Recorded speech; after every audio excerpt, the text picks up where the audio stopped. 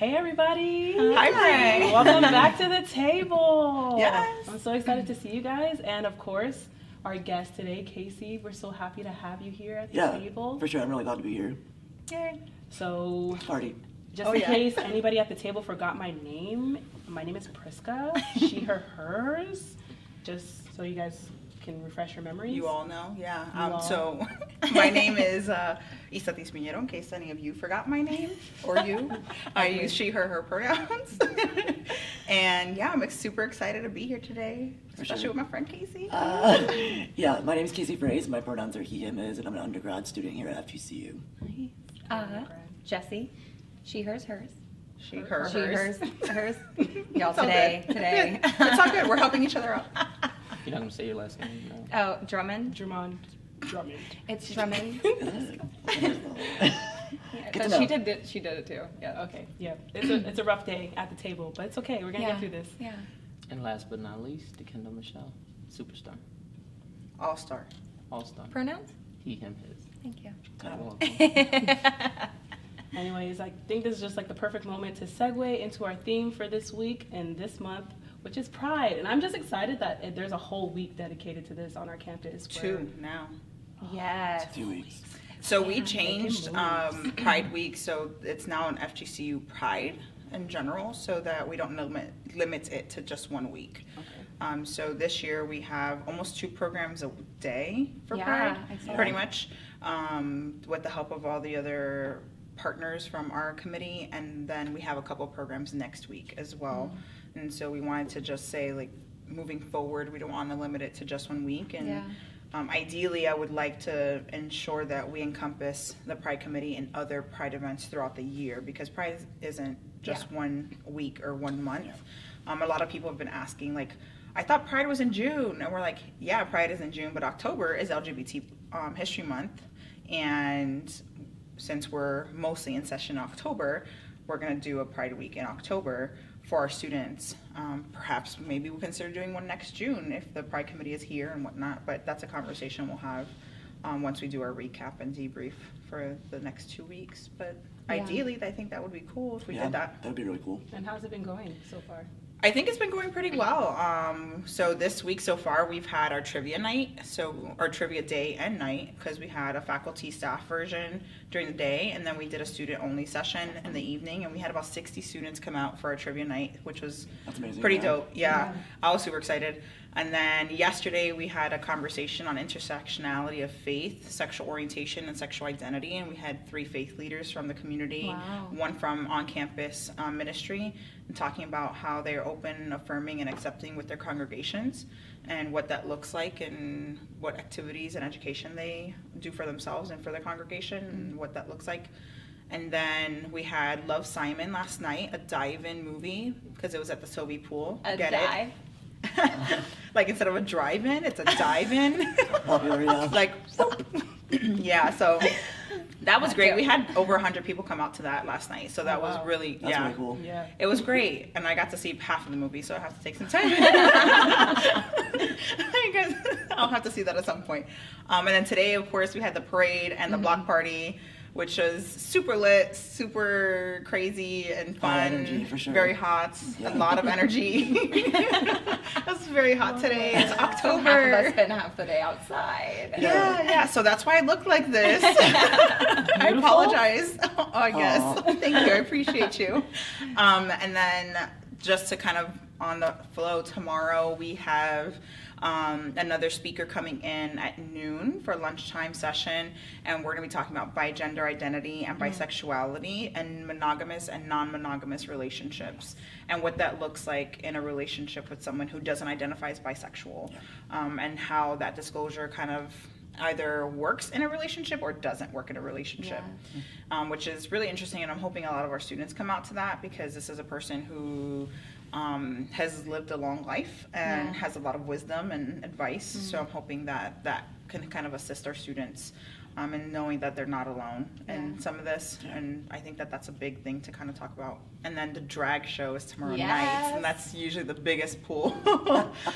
So the drag show, we have about 8 performers from the local community, and we have about, I think, 6 or 7 amateur students that are going to be performing. And that's at 8 p.m.? And it's at 8 p.m. right here in the ballroom. Awesome. And yeah, I'm super excited. I have this gorgeous rainbow crown that is going to be given to the amateur hour winner. I was wearing it around the office the other day when I came in. Noted. Yeah, I was like, okay. And I was just like, you should buy that for yourself. I was like, I'm not that vain.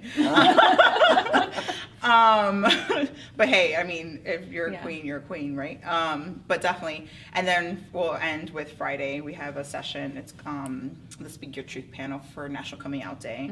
We have a couple students and a staff member who will be on that panel. We're providing free lunch from, what is this place called? First Watch. They're donated. Yeah, they donated all the food, and we have a dessert bar tomorrow night at the drag show. So we But have. y'all got First Watch for the panel.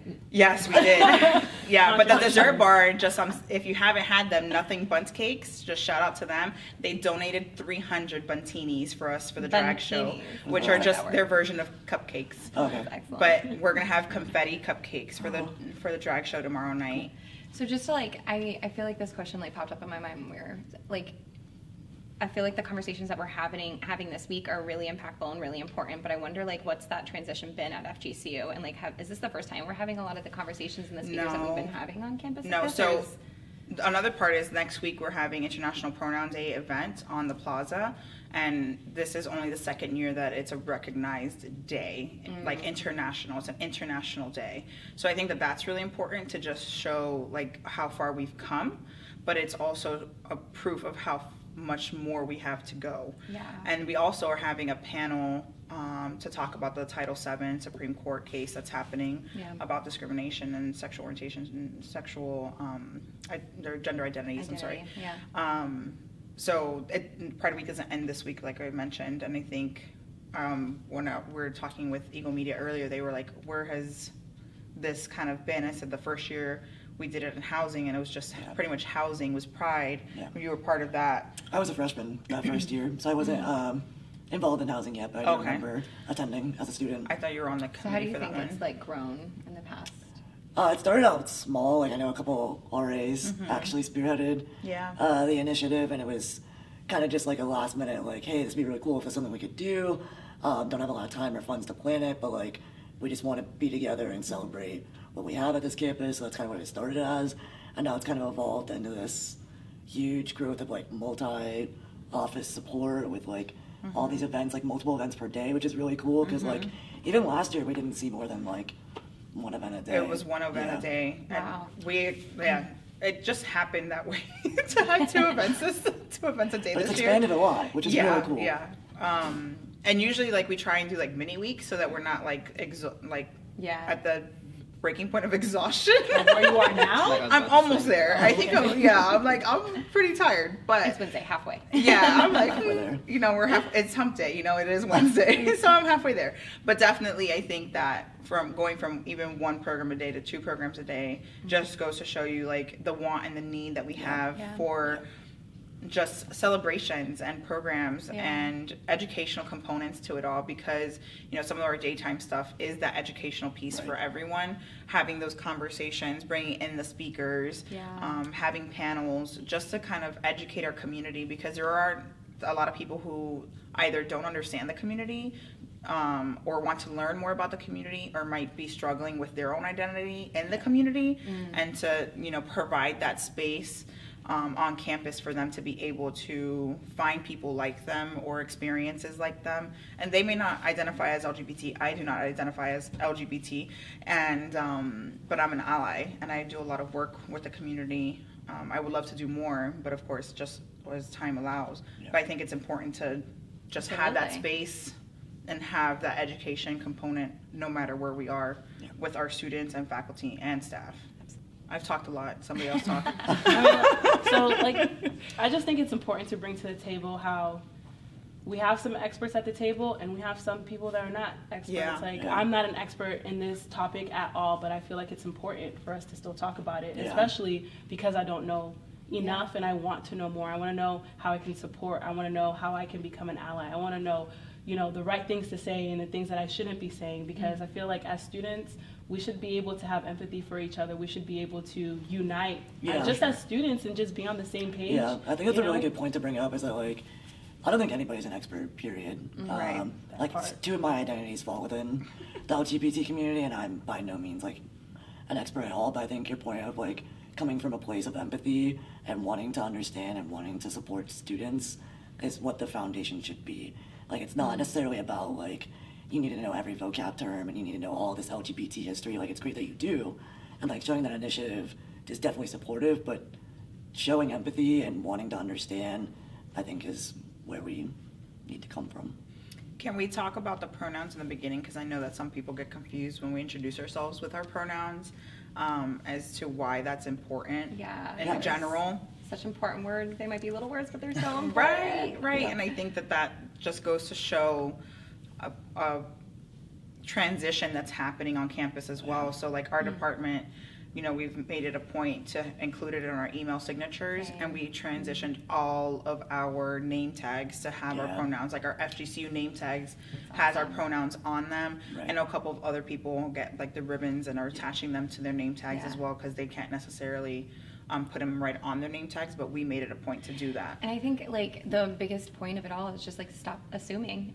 You know, we have to stop assuming. Yeah. And, like, so whether that is asking or having that conversation ahead of time, or, you know, getting out of your comfort zone and introducing yourself while you know, by using your pronouns, that's at least creating an opportunity for, like, the less the more that we can just, like, stop assuming. I think the better off we're going to be. Normalizing the conversation definitely helps. Yeah, and, like, from a trans student's perspective, like, hearing a professional staff member or a faculty member, like, stand in front of a group of people and say, like, my pronouns are this, is, like, the immediate, like, oh, that's someone I can go to. Yeah. Like, they're aware of me and I can trust them. Yeah. So is that how you basically deem, like, somebody to be an ally? By Not using their necessarily. I mean, I pronouns, think or- it's definitely important for allies to be consistent with introducing themselves with their pronouns, but I definitely see it as, like, a stick of support.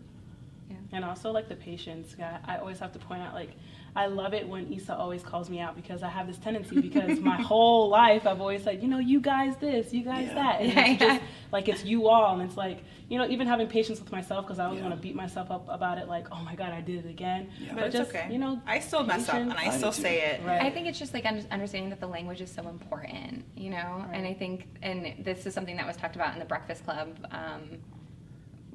which is a talk show host? It's so the Breakfast Club is a morning radio show based out of New York, and You tried, though. I did. yes, and listen, it worked. I was like, someone else? Yeah, it's all good. So it's a morning radio show that's based out of New York, and so those that may or may not know, it's hosted by Charlemagne the God, DJ Envy, and Angela Yee, and they had Malik Yoba on there a couple weeks ago, and for those that don't know, Malik Yoba came out saying that he is attracted to trans women, and so the conversation came out.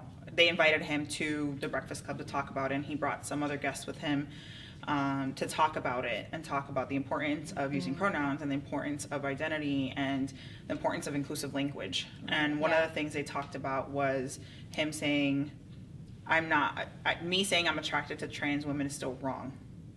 I'm attracted to women. Yeah. And it doesn't matter if they're trans or not. Yeah. So, and that was a big part, because people are like, well, there is a difference. And there's not. And so, I mean, there's so many things and so many branches of this conversation that we can go into, because I just read an article about yesterday or day before yesterday about, I think it's the Olympics or one of the sporting events that are allowing trans women to compete against women and, like, biological women. And so a lot of people are in an uproar for that, and they're like, well, they were born male, why are they allowing them? So that's a disadvantage.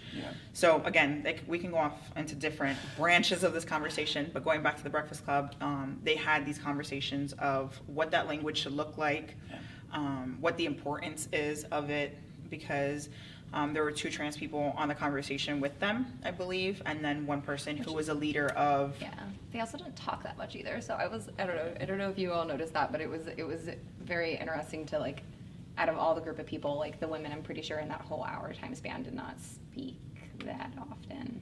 I mean, Yeah. and Malik had a lot of great things to say, but it was a lot of cutting off. And so I always wonder too, in terms of like, you know, That allyship, privilege. I think is something that is like never ending, right? You always have to like continue to like advance and learn and strive. And I do think like checking yourself in so many different places, like you can't just assume like that's it. And I'm not saying that he wasn't being one in that Right. space, he's incredible, but it was also just like let people. Yeah. And also one important thing that we learned in iLead Summit this past Saturday, one Oh, of our nice plug. speakers, Hey. I'm gonna plug it in right quick because I learned a lot. So one of the sessions was about advocacy. Oh, yeah. And they I were was in that speaking session. about, yes, it was really great. good. And they're saying like, you know, as an ally, you have to remember that's what you are. You're speaking with them, not for them. So it's like if they're there and they have a voice, let them speak. Yeah. And so I just wanted to plug that in real quick. Plug over. No, that's a really good point about knowing where you stand as an ally and Right. what the people you're supporting need from you. Because some people might ask you to speak for them. Like I've had to do that a couple of times where I'm like, hey, I'm in this situation and I'm like, I don't feel comfortable vocalizing this. Like, would you mind doing it for me? And like I have people in my life that are totally willing to step up and do that, which is great. But there is a line between someone asking you to do something versus you taking initiative on your own. If that makes sense. Yeah, absolutely. Intentionality is important. Or even as an assuming you're ally. going to have all the answers and all the Yeah. solutions, and I'm just like, can you tell me how to be an ally? You know, Yeah. so I think a lot of that is like self-education and like really leaning in and honestly showing up. I think this is, I mean, and Priya and I are in a class right now, and I think that's the biggest conversation that we're having is just like, you have to show up. What class is it? Another plug. Plug number Another 2. plug. It's technically a civic engagement class, but and the really funny part is they're recording us right now, so I'm really trying not to look at them. Got it. Outtakes. No, but we're looking at like civic design and principles, and we went up to MIT a few weeks ago, and when we're talking about like engaging in communities, the biggest thing and the most important thing is to show up and continuously show up. Yeah. So not do it right at the beginning because you want to ask them questions or this or that, but like continuously, Yeah. you know, be So there. it's like it's basically about, you know, what do they need without assuming what they need, because we see that so much in like communities. People just kind of go in and just assume a community needs this, that, and the third, and they go ahead and they just do it. Right. And the community is kind of like watching it all happen like, that's not at all what I need. Yeah. This is what I need, actually. But it's like no one's asking those questions. That conversation isn't being had. And you just, So- you have to build relationships, and like they talked about it too in Breakfast Club in terms of like building those relationships, because people, you know, they were like, well, how do I know the right language? Like, how do I be, you know, intentional about the type of language that I'm using? Right. And they're like, build relationships, because that's the best way to kind of learn is by being there in person. And you're going to make mistakes, you know, it's going Yeah. to happen. And so just like quickly correct and move on, and don't spend time on it too. I feel like when people like, you know, and this might not be the most correct, but like I feel like if you mess up a pronoun or assume a certain gender, that like, you know, fix that, correct it, and move on. Don't Yeah. make a big like, oh, I'm so sorry, I didn't know you. Like, And it's you know? hard. It's hard because I've been on that side of the spectrum. Like, I'm so sorry. Like, I never want someone to feel like I'm intentionally trying to hurt them. And I feel like, and it is selfish because I feel like that's what I need to be able to move on. It's Right. like for you to Yeah. understand that I'm really deeply sorry. Yeah. Like, I think the important part when misgendering somebody is to remember that it's not about you. Right. It's about them. Right. So like apologize and move forward and correct me Right. if I'm wrong. Because again, I'm not trying to speak for everybody and I keep hitting my microphone. I apologize. But and the table. and the table, yeah. But I think that it's definitely one of those components and those pieces of just saying, I'm acknowledging it. I'm saying I'm sorry. I hope that you understand. You can forgive me. Let's move forward. Yeah. Because we're still growing. We're Right. still learning. Like we're constantly growing and we're constantly learning. And I think building that relationship that you were talking about, like Malik Yoba in that interview was saying how he was building relationship with some trans males that he was connected with because they were saying that they felt disconnected to biological males. Yeah. And so he made it a point to befriend them and learn from them about their experience and what they were like living Yeah. and saying, you know, how can I be better support for you? Right. How can I bring you into this circle? And I think that that was really important. Yeah. And just recognizing that and not speaking for them, but saying, and I think in general, like when you're curious about something, like just don't find Joe Schmo because you know that they identify in that community, is build that relationship. And like, it's okay to ask questions and be curious, but also don't cross the line. Yeah. I think that that's really important. And I know you mentioned curiosity. I know that's what led me to the Safe Zone trainings here on campus. Yeah. So at first I was like, man, I don't really know and understand it, but I'm willing to learn. So I have one of the little stickers that I keep on my door for my students as well. So, but Casey, I'm really interested to know, how do you feel that the staff members or faculty members, do you feel like FGCU is safe? Do you feel like we contribute enough?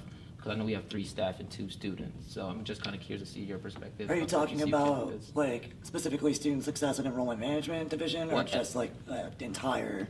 However you want to put it, I'm more curious on the side of, as far as us being allies, because like pre-mentioned, I'm not an expert, I'm like far off the spectrum. Right. But I'm willing to learn, so I'm just kind of curious to know, as staff members, do you feel like we do enough, or is there something FGCU could do a little bit more? So That's a good one. personally, like I see a divide between higher ed professionals and university faculty.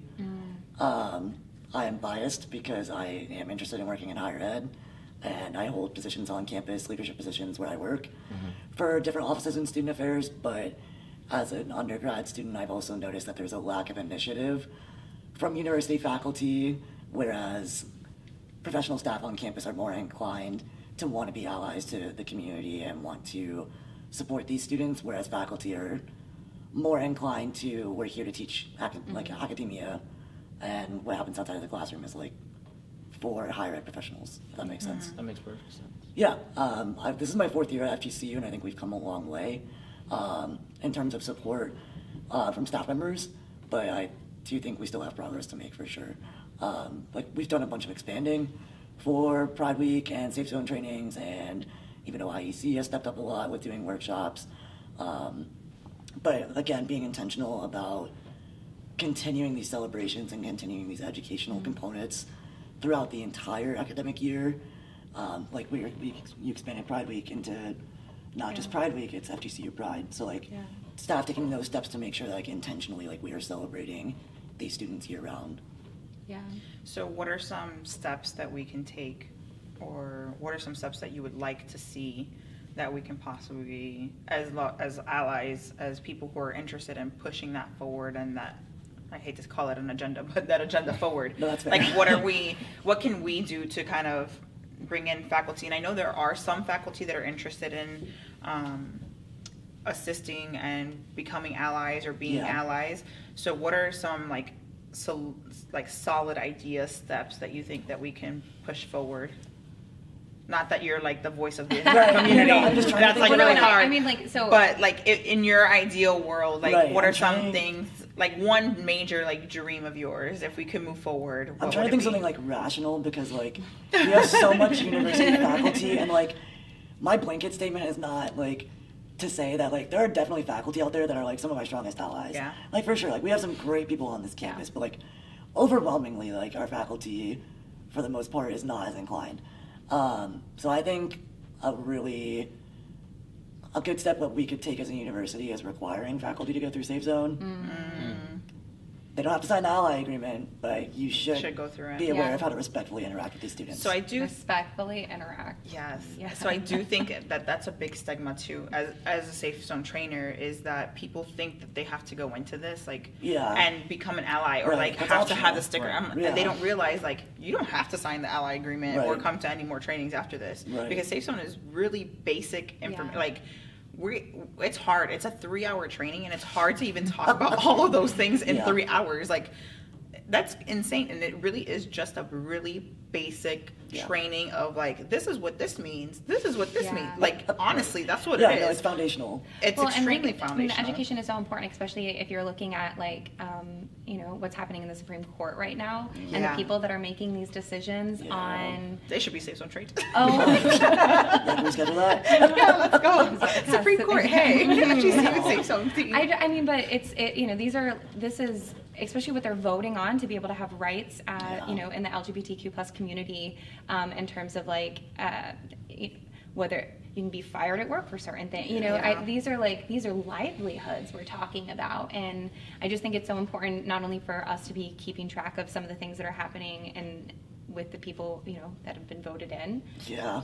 I think that's another really good point for allyship, is like knowing that supporting your friends and supporting the community like on an individual level is one thing, but also being vocal about your allyship and being willing to advocate for the community is a whole nother ballgame. Oh yeah. Like, I mean, when Malik came out, I think it was so important because, like, I mean, he is not like the head of a LGBTQ plus nonprofit. He's not, Right. you know, he hasn't been, you know, he is a huge ally and advocate. But I think it was really great that he came out because, I mean, he's like an actor. He's someone that is in the starlight in a different way, and he was able to come out and like really make a stand on something. And I mean, I think for him too, being a black male, Yeah. that was like a really impactful moment. And they talked a lot about like how, you know, trans people in the black community in some spaces are just not as accepted. Yeah. And you know, for him to be the one that's coming out and like really pushing for those conversations, I think is just really important. That goes into the intersectionality, but again, this is one of those I know. Yeah. We could talk 20 about million branches of You could information do a and whole things that we can semester do. about this topic for sure, and pick for it apart. sure. But it is time for questions. Question time. time. Question time. Okay. And I see all of them popping up there. I That's know. so exciting. I'm like, this is so many. I don't know if we're gonna get through them all, but we're gonna try. So first question, and I'm gonna say like one of us can answer the questions. That way we can try and get through all of them, or as quick or as much as we can, as best as we can. Try to be efficient, you know? So the first question is, what would you say to people who think that the pronouns that people are using are confusing and too much work? It's not about you. Yes. Yeah. I think it's education too. So like we need to start being more intentional about our language Yeah. with each other, but also with like the outside facing world. And so, and like that's not a bad thing. I mean, that's an important thing for your whole life though. You know, Yeah. like to be intentional about language, not only within this realm of things, but in others. So like if you can start training yourself, just like not eating certain food or doing this or doing that, like the more that you can train yourself to be more intentional about language, it's you know, beneficial to like every section of your life. So if things are, you know, too hard, like take the time to really lean into that. Yeah. I'd also like to add, like, it just goes into the culture that we're trying to create at FGCU, because the more that you're immersed into it, it just becomes something that's natural to do. So Right. if we had more faculty, more professors that were allies, and they were always introducing their pronouns, it'd become beginning like a of culture class. for students to start Right. doing Yeah, that as I'm well. sorry. How great would that be? If you're gonna have like those T stands of names, like put the pronouns on that Yeah, too. yeah. And like, and I Or think it's Canvas having that feature, that'd be cool. Or even checking in with your students halfway through. I mean, because you never know when someone's going through like transitioning, and Yeah. to like assume that at the beginning of the semester and at the Right. end of the semester where those the things same. are. So it's important Right. to like check in with people. Yeah. I know we're trying to get No, along, go but ahead, go ahead. Another important piece with that is, I think it's important to know that like you don't need to fully understand something in order to respect it. Yeah. If there are pronouns that I don't understand, and that doesn't mean I'm not going to use them. It's a first grade concept to remove a word and insert another. Yeah. Seek to understand. What is it? Seek to understand to be understood. And like Is that the they, right? I think that's And- the right way. I'm not a I philosopher. forget. it's like they and there are also now in the dictionary. Yeah. Yes. Yeah. It is in considered a terms of pronoun. singular Yeah. pronoun. singular pronoun. It is considered a Right, singular that's right. pronoun now. Yeah, and I think it's also important to realize like he, him, his, she, her, hers, they, their, theirs are not the only pronouns Yeah. in Oh, yeah. existence. Absolutely. Somebody can use whatever pronoun that they Right. want to identify with, and it's not for, like you said, it's not for us to understand. Right. It's just a matter of respecting that individual and the pronouns that they choose Right. to go by. Yeah. And it's not like how we're they saying it's easy, identify. you know, but, yeah, like, lean that's in. just how it is. So, next question. Why does the acronym keep expanding? Is it okay to let new identities be added? The acronym. I was like, So the acronym, I would say, keeps expanding. One, due to like HRC, What is the GLAD HRC? network. Oh, sorry, Human Rights Campaign. Thank you. Thank you. Human Rights Campaign. I would say like GLAD network, the GLAD organization. Those are kind of like the big umbrella groups that kind of, I don't want to say like regulate it, but are kind of like the big ally groups and community groups Well, I that don't know. use it. And I think it's okay. It keeps expanding, and that's why there's a plus sign at the end, so that it incorporates all of them. Yeah. Yeah. Because there's so many different identities within like LGBT plus or LGBTIQQA plus. It like it's a So what's the mouthful appro- either what's way. the appropriate? Either one. We say LGBT plus. Yeah, and that's all encompassing. That is kind of right. Yeah. It's just LGBT plus.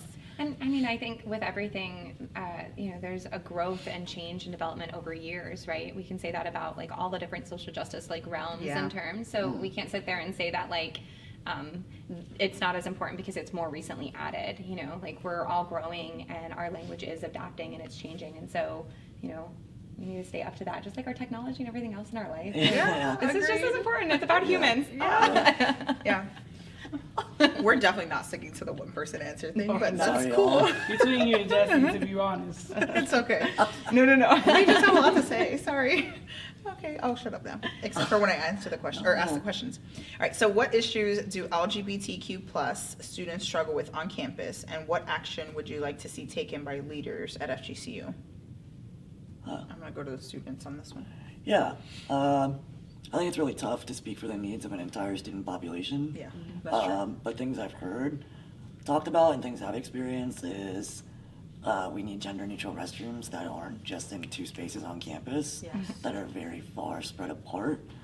And just more awareness on campus. Like we're definitely making more efforts with like Pride Week and TDOV and different offices. What's TDOV? So TDOV is Trans Day of Visibility. I'm the director for that. I've been the director for 3 years. I was the founder of it. It's basically started as a visibility panel for students to share their experiences with the university, for faculty to be able to learn like what exactly are you experiencing, what can we do, like ask those questions anonymously. But this year we're expanding that just from a student panel into like a more staff-focused event, as well as a visibility panel and a resource Do you fair. already have a day? Yeah, it's March 31st, That's a national 2020. day. Okay. So this is the first time in 3 years that we can actually celebrate on a school day. Just the past 2 years, it's fallen on a weekend. Okay, So nice. it's going to be a big party. That's why we're expanding it. We're really excited about it. So why do you think FGCU Pride is important to have on campus? What's the significance behind the growth these events have seen in the past few years? I would say people are more comfortable. People aren't afraid to share their opinions, their thoughts, and just to be who they are, you know what I mean?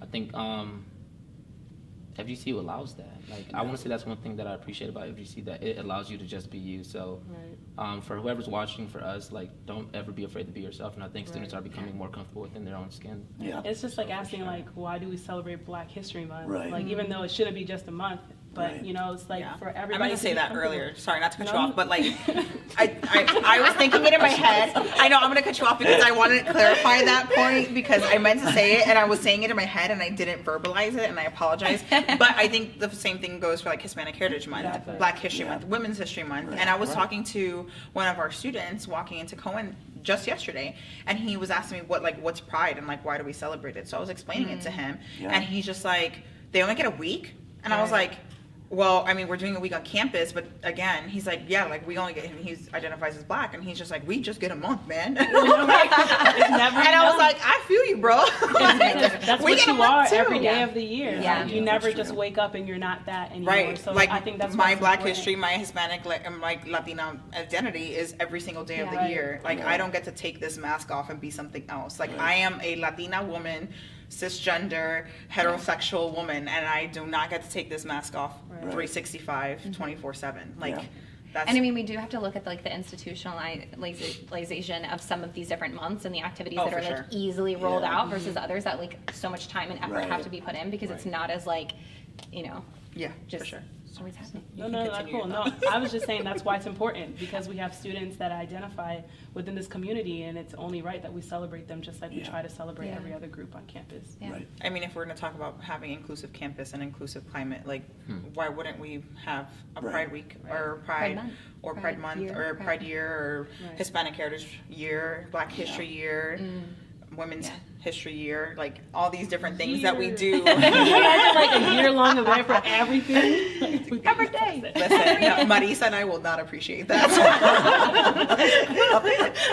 because that's our job for the university at least. We love RSO assistants, so shout out to all the RSOs that want to do these programs so that we can go back, you can step forward. So, but definitely next question. What if you're not sure what your pronouns are? Is it wrong to let people use whatever they want until you've figured it out? Do you, boo? I don't think it's about people using whatever they want. I think you can still say whatever you identify as, and you know that you can change your pronouns at whatever point you want based on how you feel you identify. That's my personal opinion. Like, acknowledge that freedom that you have to define. Yeah. correct. Yeah, it's your identity. Yeah. Ain't nobody changing that. Like, you are the one to rule your own life and your own world. So if next week decide, you know, I've been in this internal battle and I'm going to come out, that's part of coming out, is that I'm going to use different pronouns. People need to respect that. And if I don't want to use she, her, her anymore, she, her, hers, I shouldn't have to. Right. And somebody else should be able to just say, Cool. oh, All right, cool. Tight. Right. Agreed.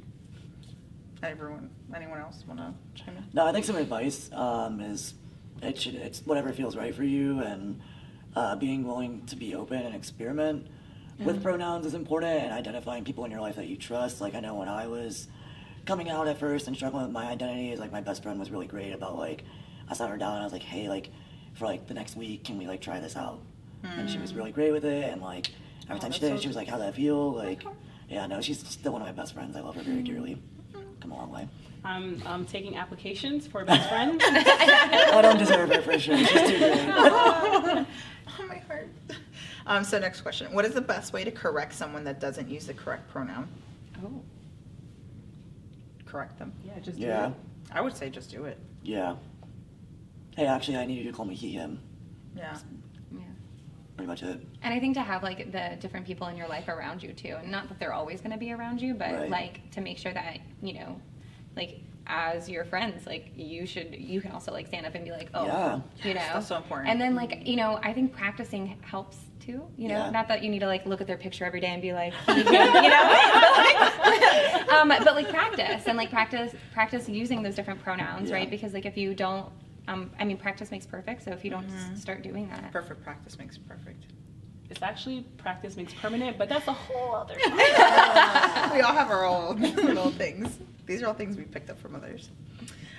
So what is Safe Zone? Great question. So Safe Zone is a 3-hour training that we offer on campus on all the odd months. So that would be, September, November. Good morning.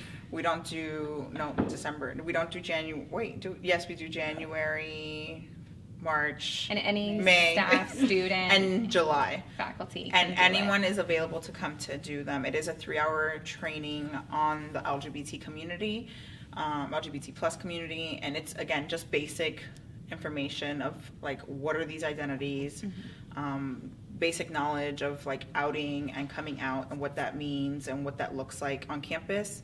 And then at the very end, you have an opportunity to sign an ally agreement, which means that you take home a really pretty Safe Zone magnet and or keychain. If I had my keys on me, I'd show you. You have yours. But that is kind of a way, an identifier on campus for students to know that that person is identified, self-identified on campus by taking the Safe Zone training. This is our cool keychain that we have. Do it again. No. Sorry, our recorders are telling us. Oh, You can model it off like, you know. Yeah, to red and white you over wear it as a here. bracelet. Okay. That's a really Oh small yeah. Oh, you just broke it. It's okay. Mine broke too. We can fix it later. It's okay.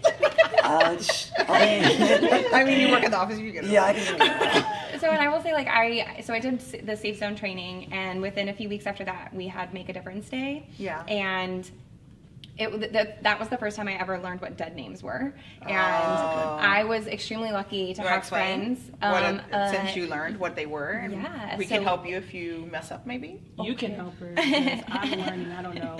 Well, dead I meant names- we. Oh, Yeah. Well, I was like, I don't know. But yes, not good. No, I'm like, yeah. that sounds Education fine. piece. Well, so isn't it the name pre-transition in terms of like the name that you no longer identify with and use?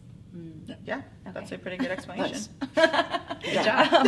And which is so important, especially because like not all FGCU systems allow students Yeah. to use their. Actually, Yeah, I'm glad there's a you're change. saying Are they that. changing There it? was a change. There was a So change, yes. Oh, students good. who want to have a name change on record, they can go visit the registrar's office and they will actually change it. And even for graduation, they can go into the registrar's office and let them know, like, this is a name that I want set at graduation. They can have that taken care of as far, because they put the names on the screens, but they can have that taken care of before graduation and put it in the banner system for them. But it was so cool. So I was going down this list that they gave me for Make a Difference Day, and I found like 2 names on there, and I was like, oh my gosh. I was like, I'm not sure.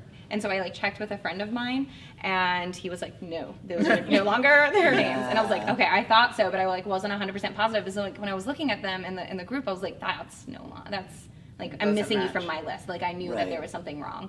And so when I went through and I like changed it, and what was beautiful is when I did like my roll call to make sure everyone was there, afterwards they came up to me and they were like, we were so nervous that you were just gonna out us in front of like all these. Yeah, and for me, like that was the first moment that I was like able to kind of, I don't know. I just like, I felt so good after that. And I was also like, safe zone training. Yay. I wouldn't have known. You know, but you start, because of that, you start to like realize things that I wouldn't have realized that. Yeah. And I want people to understand, like, just because you have a magnet on your door or you carry around this keychain doesn't necessarily make you an expert, or like that person's really going to understand what you're telling them. Because again, safe zone training is really surface, but we do follow it up with safe zone 2 trainings on every even month, as often as we can.